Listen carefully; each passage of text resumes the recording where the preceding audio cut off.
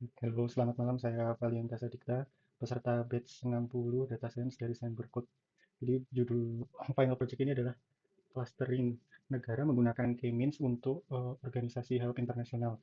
Jadi untuk objektifnya kita mengkategorikan negara dari dataset yaitu menggunakan faktor sosial, ekonomi, dan kesehatan. Datanya menggunakan data negara CSV ini. Untuk pertama-tama kita import, sediakan dulu datasetnya, lalu kita import mau menggunakan library apa. Untuk yang awal kita lihat dulu datanya apakah bisa terbaca atau belum dengan DFT ini. Nah, lalu kita cek infonya, data tipe apa saja yang ada. Setelah itu untuk yang saya lakukan adalah mengecek missing value dengan panggilan isna dan sum. Nah, dari sini kita bisa melihat bahwa tidak ada missing value, tidak ada none. Tapi apakah itu bisa mendeteksi missing value yang lainnya? Karena belum tentu, maka kita panggil fungsi yang lain dengan string na dan strip ini. Nah, setelah kita cek masih tetap sama ya, 167 sama. Selanjutnya, saya melakukan describe jadi agar bisa mengetahui nilai min, max, dan min-nya.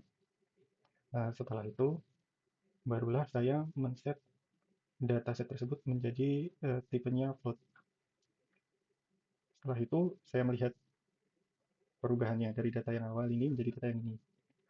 Kemudian saya melakukan heatmap agar dapat mengetahui komparisi antara data yang satu dengan data yang lain. Nilai satu berarti itu adalah data yang sama dikomparisikan dengan data yang sama. Misalnya kematian anak dan kematian anak nilainya satu. Jika nilainya 0, mendekati 0, maka korelasinya lemah. Seperti ekspor ini dan kesehatan. Tapi kalau misalnya nilainya negatif, hampir mendekati negatif satu, maka jika salah satu data itu turun, maka salah satunya naik seperti ini. Yang harapan hidupnya rendah, maka jumlah fertility-nya akan naik. Contoh seperti itu. Dari heatmap di atas kita dapat mengambil kesimpulan, salah satunya kematian anak dan jumlah fertility korelasinya positif, kesehatan dan ekspor memiliki korelasi yang lemah, dan sebagainya. Setelah itu, saya menggunakan PCE agar mengambil sampel lebih sederhana dalam pengelolaan data. Penggunaan ini adalah agar saya tidak perlu mengecek segala variabel yang ada di sini. Jadi kita hanya menggunakan sampling. Nah, dengan variasi pada data komponen 146% dan data 217% dengan total 63%, maka di atas 60% saya rasa sudah cukup lah untuk mewakili data pada komponen tersebut. Maka untuk selanjutnya saya memfokuskan pada harapan hidup dan pendapatan. Setelah itu saya mengecek outliner-nya. Yang pertama, saya mengecek outliner untuk pendapatan. Ternyata ada beberapa nilai yang di outliner di luar box plotnya.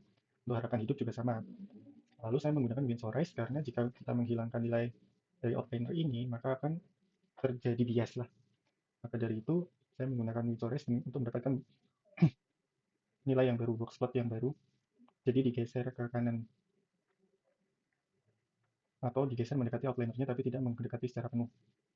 Nah, setelah itu saya mengecek secara histogram untuk masing-masing itu, masing-masing variabel ya. Pada variabel ini range datanya beragam karena tadi box plotnya outlinernya sudah dibatasi, jadi maksimalnya di 50.000 sebagai contoh seperti itu. Nah, setelah itu saya menggunakan pivot rate analysis yang menghubungkan nilai value dan koefisien. Karena koefisiennya mendekati satu, maka hubungan antara variabel itu cukup kuat ya. Setelah itu untuk menentukan clusternya saya menggunakan elbow method. Dari elbow method itu bisa diketahui bahwa sikunya itu berada di nilai 3, makanya kita menggunakan 3 cluster. Setelah itu saya menggunakan library K-means. Nah, di K-means ini kita membagi dulu harapan hidup dan pendapatan. Di manakah cluster yang akan diambil. Setelah itu kita men-training datasetnya, lalu menggunakan cluster yang sudah diambil dari elbow tadi. Nah, karena kita mencari negara yang akan diambil itu yang memiliki indeks pembangunan manusia rendah atau pendapatan rendah dan harapan hidup rendah, maka kita menggunakan cluster merah ini.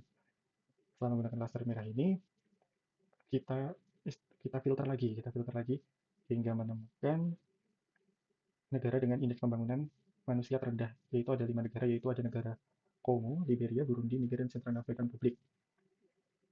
Dari data-data inilah maka ini adalah negara yang saya rekomendasikan untuk mendapatkan bantuan dari HELP. Sebagai contoh, Kongo dengan pendapatan real 609 dan harapan hidup paling rendah 57,5 tahun.